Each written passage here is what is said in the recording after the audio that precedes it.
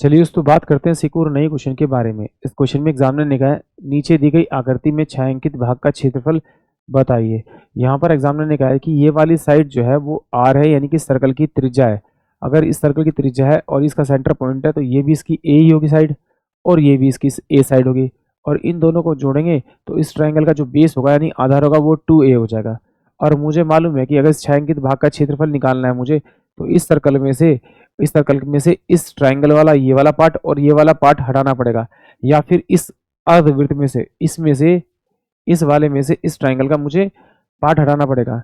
तो जो सर्कल का एरिया होता है वो होता है पाई आर स्क्वायर, और बाय में 2 करूंगा तो आधे सर्कल का एरिया आ जाएगा। माइनस करेंगे उसमें से ये आपका हाइट होगा यानी ए, और ये इसका आधार होगा यानी कि 2a, और अपोन में क्या हो जाएगा आपका आपका ये हो जाएगा आपका 2, क्योंकि 1/2 आधार गुना में ऊंचाई, ये मेरा क्या होता है इसका आपका त्रिभुज का क्षेत्रफल होता है।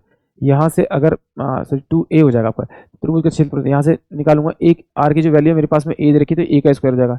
तो ए का स्क्वायर यहाँ से बाहर निकालूंगा तो ये पाई बाय में 2 माइनस का 1 इस क्वेश्चन का करेक्ट आंसर होगा, यानी कि ऑप्शन जो मेरे पास में आपका सी होगा वो इस क्वेश्चन के लिए करेक्ट होगा।